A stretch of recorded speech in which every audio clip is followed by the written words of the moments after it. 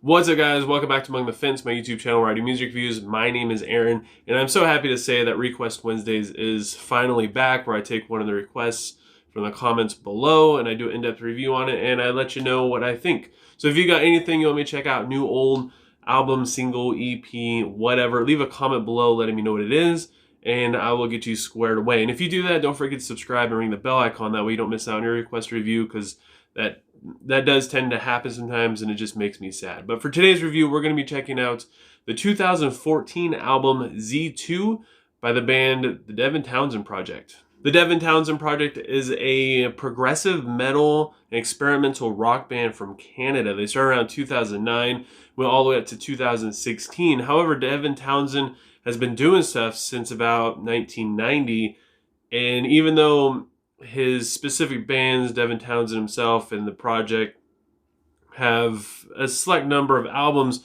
overall he has been part of 29 albums throughout his career. And Z2 is a double album. It's two parts. The first one being called Blue Sky, which is actually what we're going to be going over today, and then we'll go over the second album, or I guess the second part of this album, later on in another Request Wednesday, which will probably be next week if I'm going to be honest.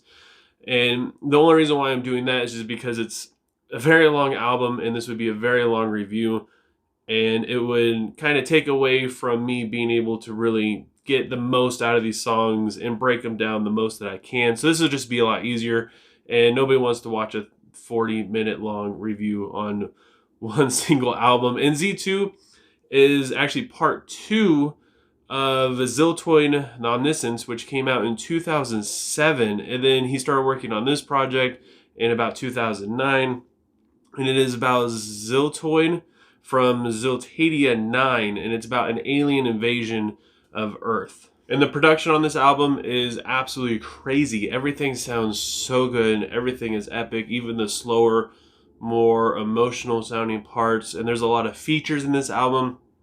And a lot of random features at that. For instance, they have Chris Jericho, who, if nobody knows who he is, he's an old WWE wrestler, and he plays one of the characters in this album. There's just a lot going on in this album, and a lot of really cool, clever things that he does in terms of features, and a lot of different sounds that he uses, from orchestration to just some epic swells in synth. It's absolutely amazing how in-depth and well thought out every step of this album really is. The album opens up with the song Rejoice, which is super epic with very strong female vocals. The verses have a strong drum pattern and a piano. At least that's what I think it sounds like to me. I wasn't really sure what to expect from the vocals, never having heard Devin Townsend before, but it kind of reminds me a lot of like Rob Zombie, maybe a little bit cleaner and a better tone. But yeah, I mean, it's better than Rob Zombie, but that's just the only thing I gravitate towards.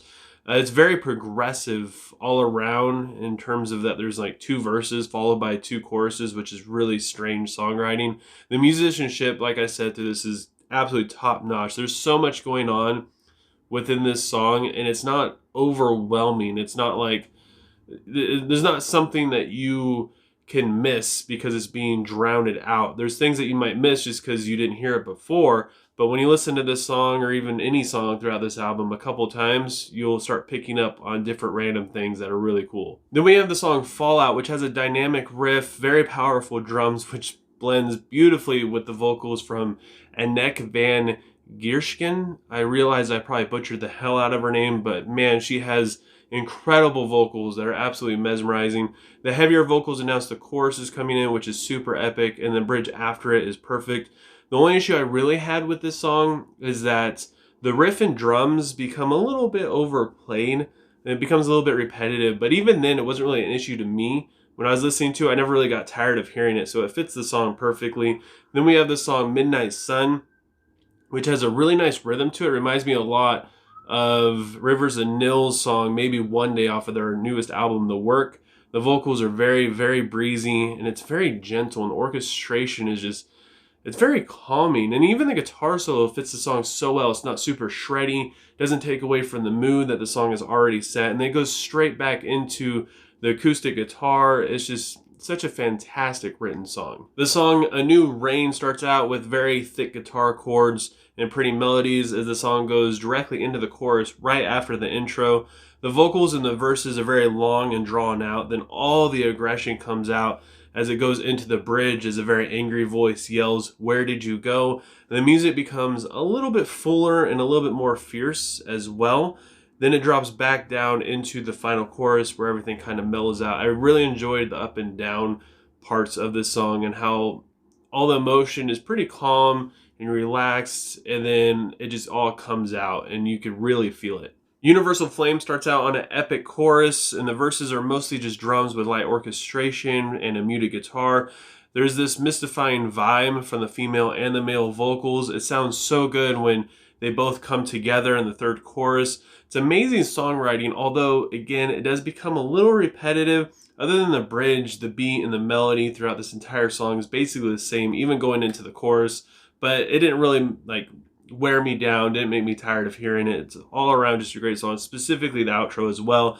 Then we have the song Warrior, which has this wobbly vocal thing in the intro, which it caught me off guard the first time, but it grew on me after a while. The drum work is absolutely ridiculous. I would say it's probably the best drum work on this entire album. The chorus has some sick synth beats to it, but the lyrics are my favorite part in this album. The music is so good.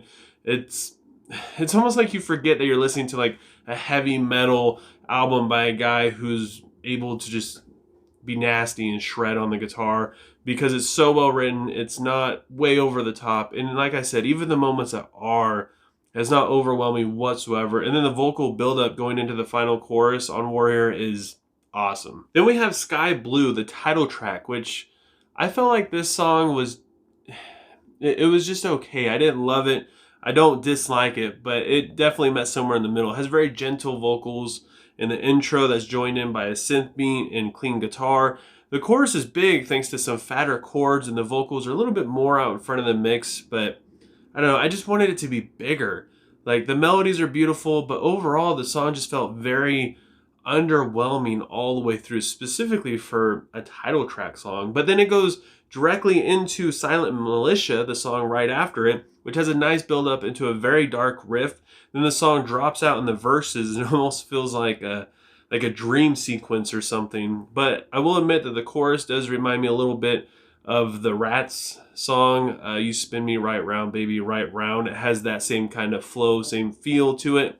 There's a lot of twists and turns in this song, though. You don't really know what it's going to do next or whose vocals you're going to hear next. I really love the progression throughout Silent Militia. I will say that even though I started to fall off a little bit with Sky Blue, Silent Militia definitely brought it back around for me again. The music in Rain City feels a lot like Rain, and it's very dark, especially when the bass and the guitar comes in. The vocals, again, are very dreamlike and they're very mesmerizing. I believe that this song is about people wanting to help out in this alien invasion. Maybe they're too afraid to, or they just don't have the means to be able to do it.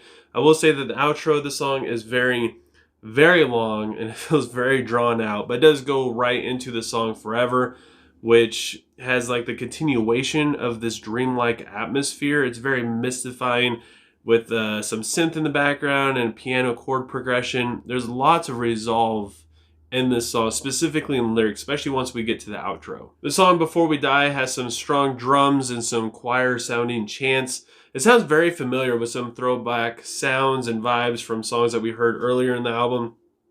This song reminds me a lot of like, I don't know, a numbed down version of a Ghost song, maybe, specifically in the vocal tone and the melodies and the chorus.